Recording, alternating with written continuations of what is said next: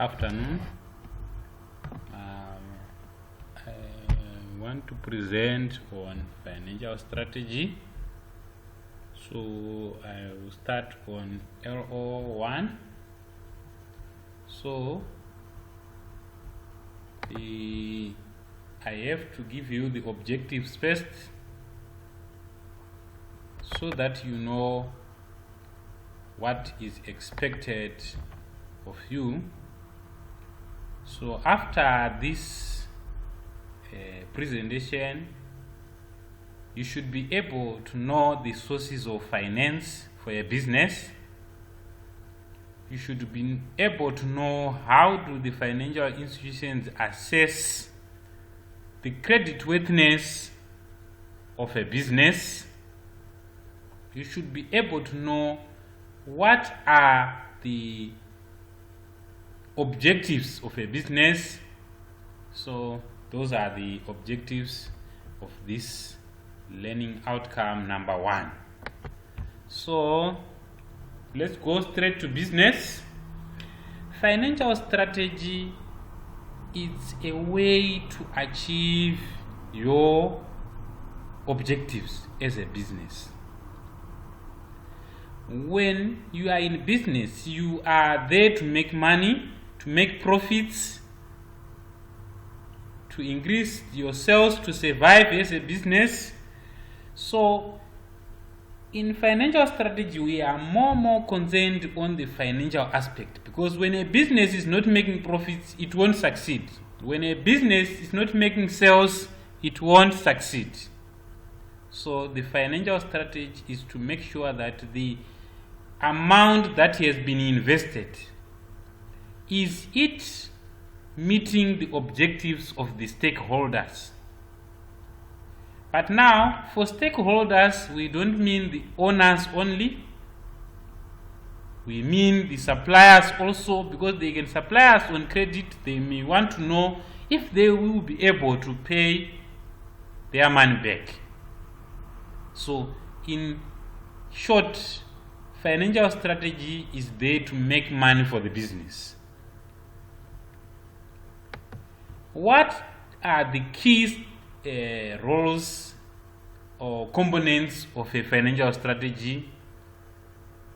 For any business, the financial manager or the financial department, management department, it aims at the financing of the business. Does the business have enough capital? And where are the sources of that capital? Is it debt or equity? That is the financing role. Then the investment. When we make profit, we don't have to keep it in business, but we should use it to make more money. We can invest it at the banks by buying bills. We can start new projects, building a shopping mall. All those are forms of investment. So they are financial and the physical investments in terms of projects. Then another role is you decide as a manager how much should be given to the shareholders or the owners of the business. Remember, there is a conflict there. You want to reinvest the money as a financial manager. The owners also want their profit because it's their business. So you need to strike a deal. If you give them their profits as dividends, then the business will run short of money. They will fire you to say, you don't know what you are doing. So that is the dividend role. So these are the roles. Then we have the non-financial roles.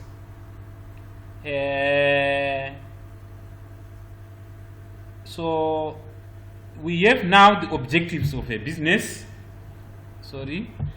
The objectives, they are true. Financial, like what I said, and non-financial. But even though we want to make profit, remember non-financial objectives, they shape our way of making profit.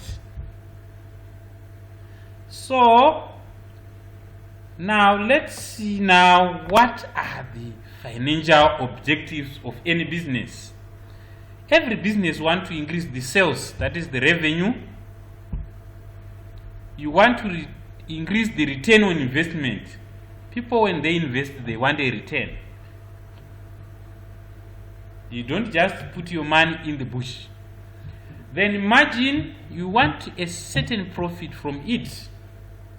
You want to minimize cost as a business so that the business can last long, can survive, which is another objective. The business can grow. That's another objective. Then non-financial quality, if you don't make quality products or quality output, quality services, you won't be able to achieve your financial objectives. So quality is an important aspect in every business. Who want to buy where there is no quality? Then improve reputation. The image building is very important. You can make quality products, but if you don't have good image, people won't buy your products. So those are the non-financial objectives. Now we go to the economic determinants. Economic determinants or economic forces affecting our financial plans as a business. In a business, you don't operate it in isolation or in a bush. You operate it in an economy with its ups and downs. I think you still remember the recession of 2008-2009. A lot of businesses were affected because there was low demand. So economic growth is very important for a business. When there is a recession, then it will affect some businesses to downsize, will close the branches, some close for good. Then political issues. The political issues come from the government. Government is run by politicians. They've got their political ideologies. Some they can say we want foreign investment, some they say we don't want foreign investment. So those can change because political parties can change. Then interest rates. We borrow money in some way to finance the business. So when the interest rates are low, we borrow more. When they are high, we don't borrow again. Then inflation, the changes in prices will affect the business. Let's say someone borrows you money, let's say 100,000, then return it after 1 year. When he borrowed that money, the inflation was 5%. Then when he returned, the inflation will be 20%. By inflation, we mean the increase in price of goods. So it makes our money to be useless, to lose value. So that's the effects of inflation. Then globalization. There are foreign businesses which are coming, which are bigger than our local businesses, or sometimes you'll be operating in a foreign country. So there are so many issues which affect culture, the laws, the environmental laws, health and safety issues. Those are the forces. So all these, they affect a business or they shape a business. Now, in some way, we may need to analyze our business. Is it doing well? Is it not doing well? We can do what we call horizontal analysis. We compare from 1 year to another. In 2012, let's say 18, we made 10 million of profit. In 2019, we made 8 million in profit. In 2020, we make 5 million in profit. It means our business is not doing well. Or we can do the vertical analysis, comparing our business with another one in the industry. Like for shops, Shoppies can compare with Pick and Pay. We can do again the ratio analysis. There are profitability ratios to see if we are making profits. There are liquidity ratios to see if we have enough cash to finance our operations, because we can make profit, but it will be on credit sales. Maybe we don't have it at hand, so it will affect us. So those are the ratios: liquidity, cash, profitability. Then we also measure the effectiveness. So where do we analyze our ratios? They are from the financial statements. It consists of 3, but there is another one, the equity again, but the main ones are these: balance sheet, which shows us what we have as assets and what we are owing as liabilities; income statement, which shows us our sales and our profits; cash flow statement, which shows the available cash. This is linked to liquidity. So those are things that we analyze. Why do we analyze performance? We want to see if we are doing well in the industry by comparing with other companies in the same industry. We want to see, are we improving? We compare our profits in the past with the current ones. Is there any improvement? If there is no any improvement, why?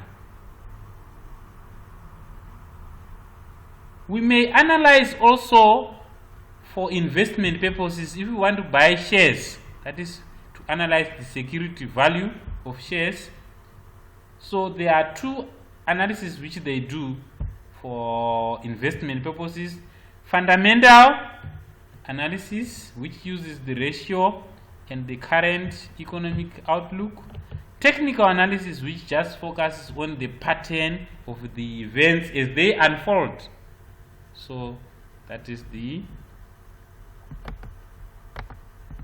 Then lastly, creditworthiness. When you go to the bank to say, I am looking for a loan, there are things which they look at. That is the credit worthiness. Do you have the capacity? Do you have the capital? Are the conditions that you are in allowing us to give you money? Are you able to pay back? Your character, do you have a record of not paying, or you have a record of paying? The collateral security, what do you have in the event that you fail to pay our debt? So it's called the 5 C's.